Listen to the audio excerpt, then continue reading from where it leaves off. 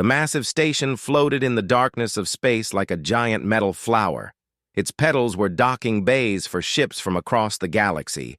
Captain Dae Kim stood at the window of his ship, the Eternal Dawn, and watched the station grow larger as they approached. "First contact with the Galactic Council," said Hannah Park, standing beside him. She was the chief science officer and had studied alien languages for 15 years. "This is what we've been preparing for." Day nodded. He wore his formal captain's uniform, dark blue with gold trim. Behind him, 30 other humans prepared for the meeting. They had traveled for 3 months to reach this place. Earth had detected the Council's signals 2 years ago. After much debate, humanity decided to make contact. The ship docked with a soft thud. Day led his team through the airlock and into the station. The corridor was huge, built for beings much larger than humans. Strange smells filled the air. Day heard clicking sounds, humming noises, and what might have been singing. They entered the council chamber. It was a circular room with 12 thrones arranged in a semicircle. Each throne held a different type of alien. Day saw creatures that looked like giant insects, beings made of floating crystals, and things he couldn't even describe. The largest alien, sitting on the central throne, spoke. Its voice came through a translation device. "You are the humans. We are the Vorath Imperium. We lead this council." The Vorath looked like a massive praying mantis covered in dark purple armor. Its eyes were multifaceted and glowed red. It stood 3 times taller than Day. "We come in peace," Day said clearly. "Earth wishes to join the galactic community." A sound filled the chamber. It took Day a moment to realize the aliens were laughing. "Join?" said the Vorath leader. "You misunderstand. Young species do not join. They serve." Hannah stepped forward. "Serve? We're offering friendship and trade." Another alien spoke, this one made of blue crystals that chimed when it moved. "Your species is barely 300 cycles old. You have no quantum drives, no dark matter weapons. You are children." "We have much to offer," Day said, keeping his voice calm. "Our medicine, our culture, our—" "Silence," the Vorath leader commanded. "We have reviewed your history. You are a violent species. You make war on your own kind. You destroy your own planet. We cannot allow such chaos in our orderly galaxy." Day felt his jaw tighten, but he remained still. Beside him, Tae Choi, the military strategist, whispered, "Easy, Captain." The Vorath continued. "You have 2 choices. Submit to our guidance and become a vassal state. Give us control of your military and resources. Or refuse and face trade embargoes. You will not be permitted to expand beyond your current system." "That's not a choice," Hannah said. "That's a threat." "It is reality," the crystalline alien chimed. "Accept your place." Day took a deep breath. He had hoped this would go differently. Earth's leaders had prepared him for many scenarios, but not quite this level of arrogance. He looked at each council member slowly. "I need to tell you something about humans," Day said quietly. "We evolved on a planet that tried to kill us every single day. Predators hunted us. Diseases attacked us. Weather killed us. We survived because we learned to fight back." "Primitive survival," the Vorath dismissed. "We've fought wars for thousands of years," Day continued. "Wars that killed millions. We almost destroyed ourselves a dozen times. But we learned. We grew.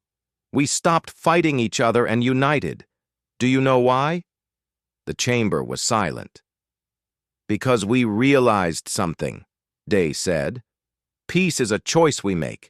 Diplomacy is a tool we prefer, but never ever mistake our preference for peace as inability to wage war." The Vorath leader leaned forward. "Is that a threat, little human?" "It's a warning," Day replied. "Our history is written in blood.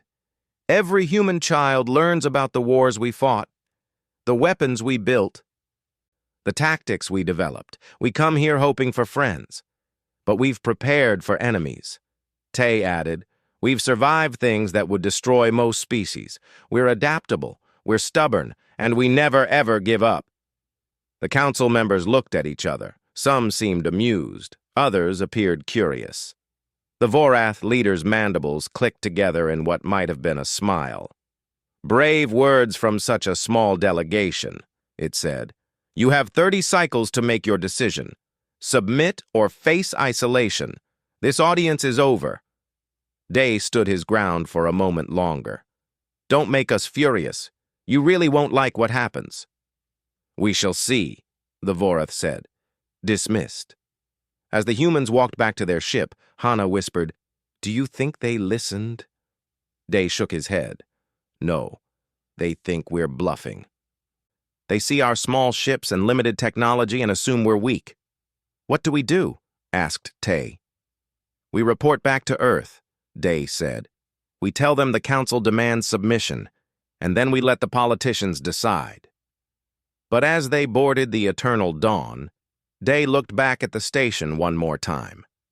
He had a bad feeling about this. The Council had made up their minds before the meeting even started. They saw humanity as a problem to be controlled. The ship undocked and turned toward home. Inside, Day recorded his report. He detailed every word, every gesture, every threat. He ended with his own assessment. The Galactic Council is arrogant, he said to the camera. They believe their age makes them superior. They believe their technology makes them invincible. They refuse to see us as equals. I recommend we prepare for the worst while hoping for the best. 3 months later, the Eternal Dawn reached Earth. By then, the Council's demands had been transmitted ahead. The entire planet was already making their choice. They would not submit. They would not bow. They would stand as free humans, whatever the cost. The Council had been warned. Governor Yuna Lee stood at the window of her office on Horizon 9 and watched the alien ships arrive. There were 20 of them, huge and dark against the stars. They moved into position around the colony world without any warning. Horizon 9 was home to 50,000 humans. They had been there for 12 years, building farms and cities on a planet that reminded them of Earth. The colony was peaceful and productive. The people were happy. That was yesterday. Ma'am, they're hailing us, said her assistant. Yuna straightened her jacket and activated the communication screen. A Vorath face appeared, its mandibles clicking. This colony is now under Council jurisdiction, the alien said without introduction. All shipments must be inspected. All resources must be reported. You will comply. Under what authority? Yuna asked calmly. Under the authority of the Galactic Council. Your species was given time to submit. You refused. Now you face the consequences. The screen went dark. Within hours, Council ships blocked all trade routes to and from Horizon 9. Any ship trying to leave was stopped and boarded. Food shipments from Earth were seized. Medical supplies were confiscated. The aliens called it inspection procedures. Yuna called it what it was, a blockade. Across human space, the same thing happened. 15 colonies found themselves surrounded. Trade ships were stopped, resources were taken, and when captains protested, they were ignored. Captain Jin Bak commanded a freighter called the Morning Star. He had been hauling supplies between colonies for 8 years. He knew every route, every shortcut, every safe harbor. When the blockade started, he was carrying medicine to a colony where children were sick. The Vorath ships stopped him at the border of the Kepler system. Surrender your cargo, the alien commander ordered. Jin looked at his crew, 200 good people who had families waiting for them. He looked at his cargo hold. Medicine that would save lives. This is medical supplies, Jin said. People will die without it. Surrender or be destroyed. Jin made his choice. He tried to run. The Morning Star was fast, faster than most freighters. He thought he could make it through. He was wrong. The Vorath ships fired. The Morning Star exploded in a ball of fire. All 200 crew members died instantly. The medicine burned with them. When news reached Earth, there were protests. People marched in the streets. They demanded action. The government sent diplomatic messages to the Council, pleading for reason. The Council ignored every message. On Horizon 9, things got worse. Without supplies from Earth, food started running out. The colony could grow some of its own food, but not enough for 50,000 people. Una organized rationing. She kept everyone calm, but she knew it couldn't last forever. Mina Song was a teacher on Horizon 9. She had come to the colony to start a new life. Now she watched her students grow hungry. She couldn't accept it. "We need to fight back," Mina said at a secret meeting in her basement. "How?" asked a farmer. "They have warships. We have farming equipment." "We have our minds," Mina replied. "We organize. We resist. We make it hard for them." A small resistance formed. They sabotaged Council sensor equipment. They shared hidden supplies. They sent secret messages to other colonies. It wasn't much, but it was something. Meanwhile, Earth's government continued trying diplomacy.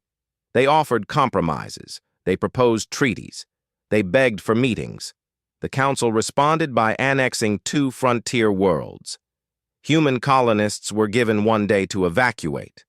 Those who stayed were imprisoned. 3,000 people were taken to Council ships and locked away. Earth's president appeared on every screen across human space. Her name was Sora Han. She had been elected on a platform of peace and exploration. Now she stood before cameras with tears in her eyes. "We have tried reason," she said. "We have tried compassion. We have offered friendship. The Galactic Council has answered with cruelty. They have killed our people. They have stolen our worlds. They have imprisoned our citizens." She paused, wiping her eyes. "I am issuing one final warning to the Galactic Council. Release our people. Leave our colonies. End this blockade. You have 1 week to comply." She leaned closer to the camera. "You won't like what happens if you don't." On the Council station, the Vorath leader watched the broadcast and laughed. Around the galaxy, other Council members dismissed it as the tantrum of a weak species. They had no idea what was coming. On Horizon 9, Una received a coded message from Earth. It was short. "Hold on. Help is coming. Be ready." She didn't know what it meant, but for the first time in weeks, she felt hope. Jin's daughter, Gia Bayek, attended her father's memorial service on Earth. 200 families gathered to mourn. 200 families who had lost everything because aliens decided human lives didn't matter. Gia stood at the memorial wall where her father's name was carved. She touched the letters and made a promise. "They'll pay for this, Dad. I don't know how, but they will." She didn't know that Earth's military was already mobilizing. She didn't know that ships were being prepared in secret. She didn't know that humanity had been planning for war since the moment the Council made their demands. All across human space, the pattern was the same. Push back. Make life difficult for the Council forces. Survive. Wait. On the 7th day after President Han's warning, the Council sent their response. They annexed 3 more worlds. They imprisoned 5,000 more humans. They declared that Earth itself would be placed under protective supervision within the month. The message was clear. Humans were not equals. They were subjects. They would obey or be crushed. Earth went silent. All diplomatic channels closed. No more messages. No more pleas. No more warnings. The Council thought humanity had finally accepted defeat. They thought the silence meant submission. They were catastrophically wrong. In the darkness between stars, human ships gathered. Hundreds of them. Ships the Council had never seen before. Technology that shouldn't exist. Weapons that defied known physics. Admiral Sung Kong stood on the bridge of the flagship Vengeance and looked at the fleet assembled before him. Every ship was crewed by volunteers. Every person aboard had lost someone to the Council's cruelty. "All ships report ready," his officer said. Sung nodded. He opened a channel to the entire fleet. They were warned. They chose cruelty. Now they learn what happens when you make humanity furious. All ships, engage dark drives. We jump in 5 minutes. On Horizon 9, Yuna felt the ground shake. She looked up and saw the stars ripple. Something was happening. Something big. The week was over. The waiting was done. The war had begun. The children were singing when the bombs fell. Narration taught music at Harmony School on New Seoul. It was a beautiful colony world with blue skies and 2 moons. The children loved her class because she let them sing songs from Earth, old songs about home. That morning they were practicing a folk song. 35 children, ages 6 to 12, their voices filling the classroom with joy. Ara played the piano while they sang. Then the Vorath ground forces arrived. New Seoul was one of the worlds the council had annexed. The colonists had protested peacefully. They held signs and marched in the streets. They chanted for freedom. They sang songs of resistance. The Vorath commander, a massive creature named Krell, decided to make an example. "Disperse or face consequences," his soldiers announced through speakers. The protesters didn't disperse. They were peaceful, but they wouldn't abandon their homes. They sat down in the streets. They linked arms. They refused to move. Ara heard the commotion from her classroom. She told the children to keep singing. Music would drown out the scary sounds outside. Wu Nam was the planetary defense coordinator, but New Seoul had no real military. They had some security forces, some old police shuttles, nothing that could fight warships. He watched from his office as Vorath soldiers surrounded the protesters. "Please," he broadcast to the Vorath commander, "they're peaceful. They're unarmed. Don't hurt them." Krell's response was cold. "They disobey. They must learn." The Vorath soldiers opened fire on the crowd. Energy weapons cut through the air. People screamed. Bodies fell. The peaceful protest became a massacre in seconds. Wu watched in horror. 300 colonists died in 5 minutes. The streets ran red. But Krell wasn't finished. He wanted to send a message that would reach every human world. "Target the school," he ordered. "Commander, there are children inside," one of his officers said. "Exactly. Let the humans understand the price of defiance." The missiles streaked across the sky. Ara heard them coming. She tried to get the children under their desks. She tried to shield them with her own body. The building exploded. The blast was recorded by a dozen surveillance systems. The footage was automatically uploaded to New Seoul's data network. From there, it spread to every human colony, to Earth, to ships across space. The galaxy watched Harmony School collapse. They watched rescue workers pull small bodies from the rubble. They counted 347 children dead, 12 teachers dead. Narration was found alive, barely, trapped under debris that had crushed her legs. As medics loaded her into an ambulance, she kept whispering the same thing. They were just singing. They were just singing. The images reached Earth within 3 hours. President Sora Han was in a cabinet meeting when her aide burst in. "Ma'am, you need to see this." She watched the footage. She watched the school explode. She watched the rescuers cry as they found child after child, none alive. She watched the whole thing without moving, without speaking. When it ended, she stood up. Her face was completely blank. "Clear the room," she said quietly. "Everyone out except the military commanders." Her cabinet left. Only 5 people remained, the president and 4 generals. "Show me," President Han said. They showed her secret shipyards, hidden fleets, weapons that officially didn't exist, technology that humanity had been developing in the shadows for decades, plans that had been made after first contact just in case the galaxy wasn't friendly. "How long to deploy?" she asked. 72 hours, replied Admiral Sung Kang. "Do it," she said. Then she walked to her desk and began writing. She wrote for an hour, crossing out words, rewriting sentences until she had exactly what she wanted to say. Earth went dark. Every diplomatic channel closed. Every communication stopped. For 72 hours, humanity was silent. The Council tried to contact them.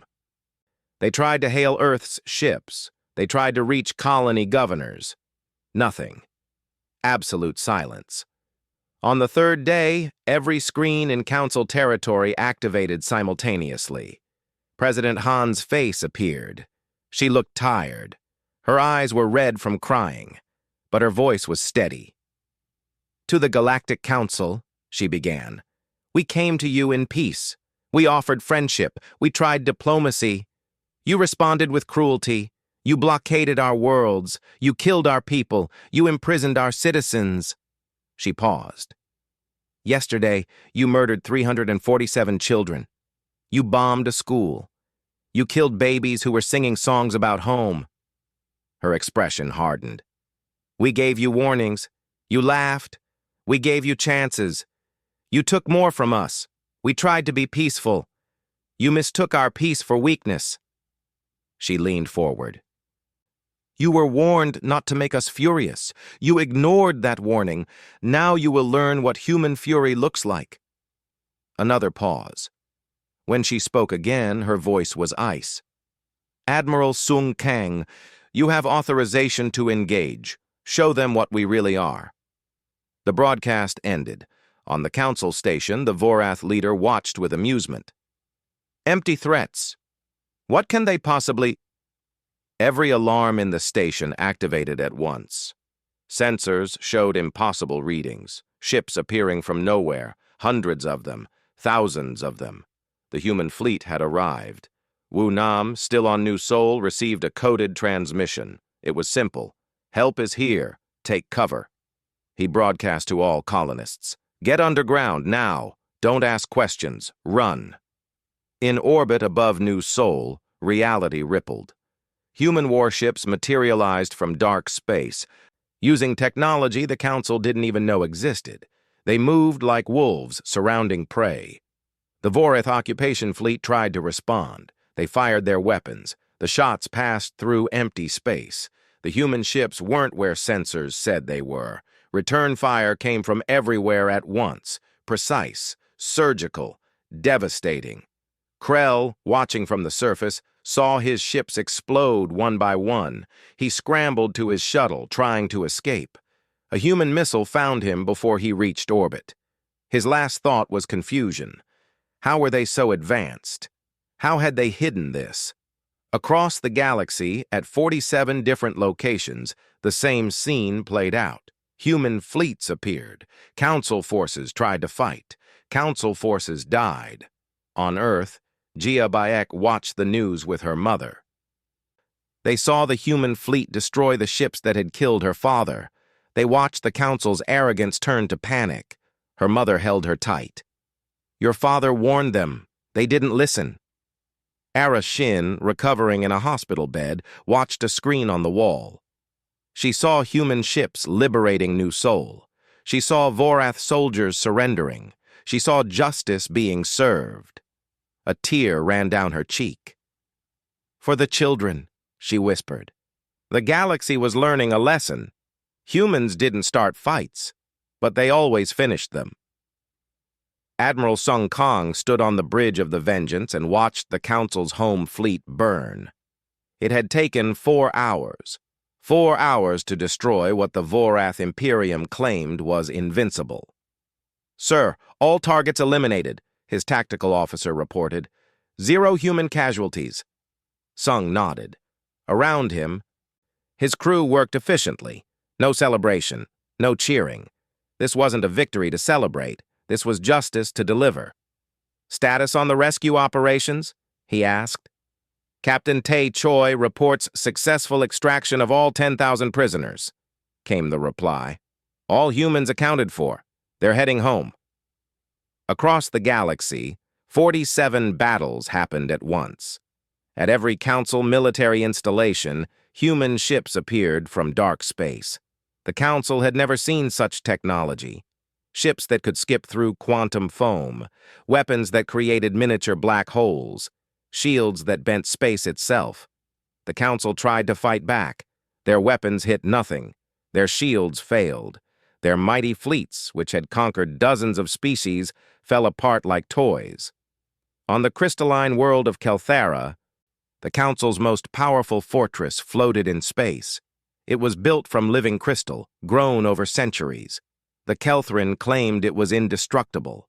Energy weapons passed through it harmlessly. Missiles shattered against its surface. Dr. Hannah Park, now leading humanity's weapons division, had studied the crystal structure for months. She found its weakness: resonance frequency. Every crystal has a frequency at which it vibrates apart. "Fire the resonance pulse," she ordered from her research ship. The weapon looked simple, just a beam of focused sound waves. But when it hit the fortress, the crystal began to sing. The sound grew louder and louder until the entire fortress shattered like glass. Kelthrin Council members, watching from their home planet, couldn't believe it. Their greatest achievement, destroyed in minutes by a species they called primitive. Captain Tae Choi led the special operations teams. His mission was simple: rescue every imprisoned human. The Council had scattered them across prison stations, thinking they were safe behind heavy security. Tae's teams moved like ghosts. They used stealth technology that made them invisible to sensors. They breached walls with molecular cutters. They disabled guards with neural disruptors. At Prison Station Delta 9, Tae personally led the assault. The station held 3,000 human civilians, locked in cells meant for dangerous criminals. The guards were Vorath soldiers, armed with energy weapons. "Remember," Tae told his team, "prisoners are priority. Guards get one chance to surrender." They breached the station in 12 places simultaneously. The guards tried to resist. Tae's teams moved faster. Within 20 minutes, every guard was unconscious or surrendered. Not one died. Humans didn't want revenge. They wanted their people back. A young girl, maybe 8 years old, stared at Tae as he opened her cell. She had been there for 2 months.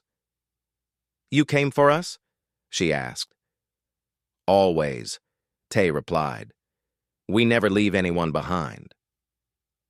Across the galaxy, 5 Council civilizations watched their military power evaporate.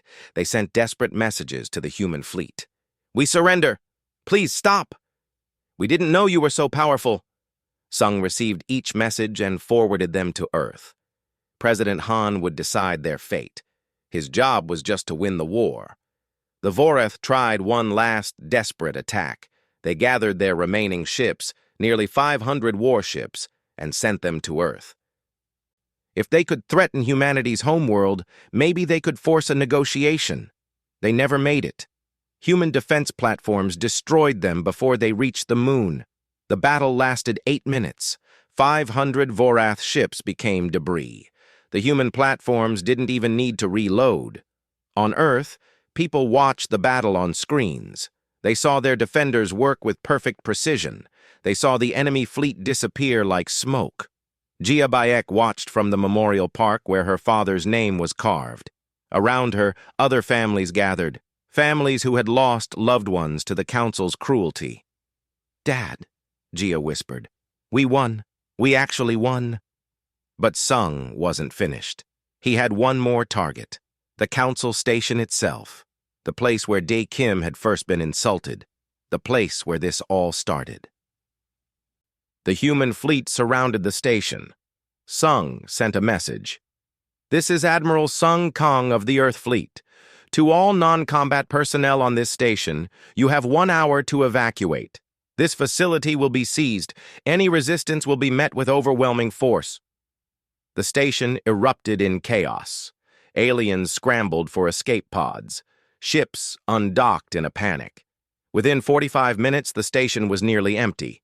The Vorath leader, the one who had laughed at Dae's warnings, refused to leave. He sat on his throne in the empty council chamber. Sung himself led the boarding team. They marched through the corridors until they reached the chamber. The Vorath leader sat alone, mandibles clicking. "You were warned," Sung said simply. "You hid your power," the Vorath replied. "You deceived us. We showed you exactly who we were. You chose not to believe it. What now? Will you kill me?" Sung shook his head. "No. You'll stand trial for war crimes. Every child you killed, every civilian you murdered, you'll answer for all of it." The Vorath's eyes dimmed. Death would have been easier. Justice would be harder. By the end of 11 months, the war was over. 7 council civilizations surrendered completely. 3 were occupied by human forces. 2 became vassal states under human protection. The mighty Galactic Council, which had ruled for 3,000 years, collapsed. Dr. Hana stood in her laboratory and looked at the weapons she had created. Terrible things. Beautiful things. Technology that shouldn't exist. She had spent her career studying alien science, then surpassing it. "We're too good at this," she said to her assistant. "At what?" "War. We're too good at war." Her assistant nodded. "That's why we tried peace first." Hana smiled sadly. "And that's why we'll win the peace too. Because we understand both." Across human space, colonists emerged from hiding. The blockades were lifted, food flowed again, ships traveled freely, children played without fear. On Horizon 9, Governor Yuna stood in the town square and addressed her people. "We survived," she said. "We held on. We trusted that help would come, and it did. Now we rebuild. Not just our homes, but our relationship with the galaxy. We showed them we can fight. Now we show them we can forgive." On New Sol, workers rebuilt Harmony School. They found Aura's piano in the rubble, somehow undamaged. They cleaned it and put it in the new building's music room. Aura, still recovering, visited the construction site. She ran her fingers over the piano keys. They still worked. "They'll sing again," she promised. "The children will sing again." The galaxy learned new words: human determination, human fury, human mercy. They learned that humanity could be gentle teachers or terrible warriors. The choice was always up to those who met them, but most importantly, they learned one simple truth: never, ever make humans furious. Because when pushed too far, when their children are threatened, when their loved ones are killed, humans stop being diplomats. They become something far more dangerous. They become what they were always meant to be: survivors who refuse to surrender, warriors who fight for the innocent, and protectors who will cross galaxies to save their own. The war was over, but the real work was just beginning. 1 year after the war ended, Dae Kim walked through the rebuilt council chambers. The room looked different now. The 12 thrones were gone, replaced by a circular table where representatives sat as equals. No one sat higher than anyone else. He wore the formal robes of the Supreme Arbiter, a title he never wanted but accepted out of duty. Around the table sat representatives from 43 species. Some were former council members, humbled and quiet. Others were species that had been vassals, now free. And several were human delegates, including Yuna Lee. Yuna served as Minister of Interspecies Relations. She had rebuilt Horizon 9 and helped establish peace treaties with former enemies. Her experience surviving the blockade made her the perfect voice for reconciliation. "The session begins," Dae announced. "First item, the War Crimes Tribunal results." The room fell silent. For 6 months, judges from multiple species had reviewed evidence. They investigated every attack, every death, every crime committed during the Council's reign and the war that followed. The tribunal finds former Vorath Commander Krell guilty of 360 charges of murder. Dae read, "Sentence: life imprisonment on a human-supervised facility." Around the table, some aliens shifted uncomfortably. They weren't used to seeing their leaders punished. Former Council Leader Vrath is found guilty of ordering attacks on civilian targets. Sentence, life imprisonment. Day continued reading verdicts for an hour. Every leader who had committed war crimes faced justice. Not revenge. Justice. Fair trials. Real evidence. Proportional punishment.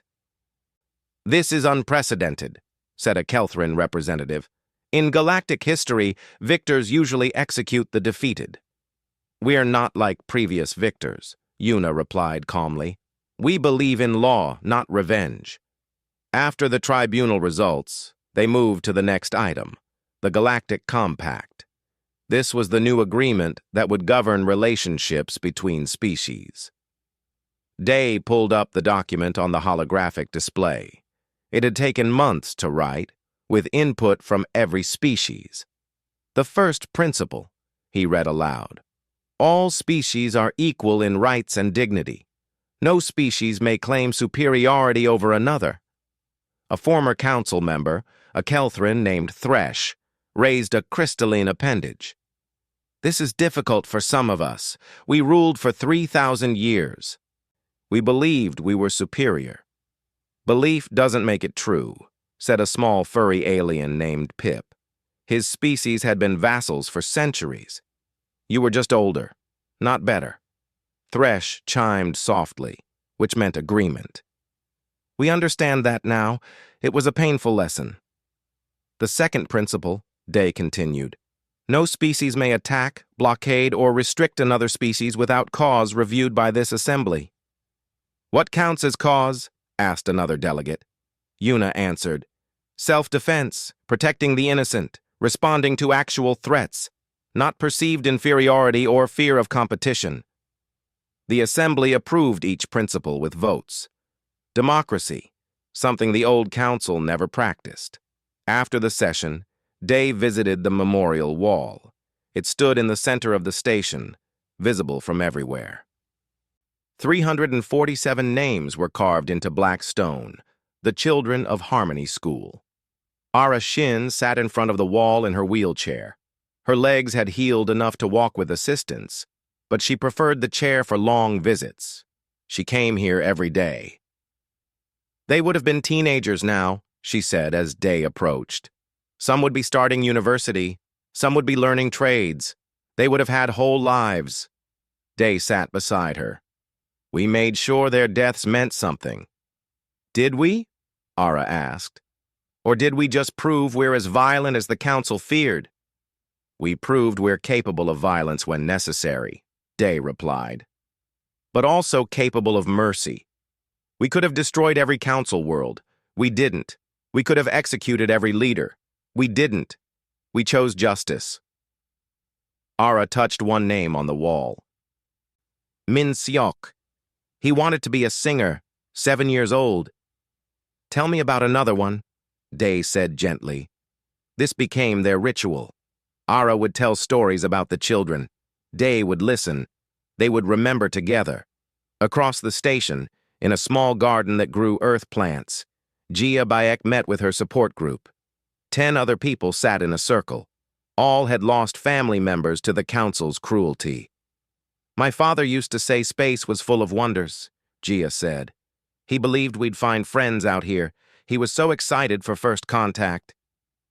"My sister believed that too," said another member. "She thought aliens would be like in the stories, wise and kind." "Some are," replied an older woman. "We've met good species since the war, species who were oppressed by the council. They're grateful we freed them." "But the cost," Gia whispered. "Was it worth it?" No one had a good answer. The war was won. Peace was achieved, but the people they loved were still gone. Later that day, a special ceremony took place in the main hall. Admiral Sung Kong stood before the assembly and received recognition for his leadership during the war. "I don't deserve this," he said plainly. "Every person who died deserved to live. Every family that suffered deserved peace. I just did what needed to be done." President Sora Han, present via hologram, spoke. "You did what humans do when pushed too far. You protected the innocent. You fought for justice. You showed mercy when you could have shown cruelty. Sung bowed slightly. The real heroes are the ones who survived. The colonists who held on during the blockades. The prisoners who didn't lose hope. The families who kept believing. The assembly stood and applauded. Even former council members joined in. They had learned respect. That evening, Day broadcast a message to every human world and every species in the galaxy. It was time for his official address as Supreme Arbiter. 1 year ago, war consumed this galaxy, he began. A war that didn't need to happen. A war started by arrogance and continued by cruelty. We tried to avoid it. We sent warnings. We offered peace. But when our children were murdered, we had no choice. He paused, gathering his thoughts. Humanity revealed weapons and technology we had been hiding. Some ask why we hid our capabilities. The answer is simple. We wanted to be trusted as friends, not feared as threats. We wanted to prove we had grown beyond our violent history. On Earth, billions watched.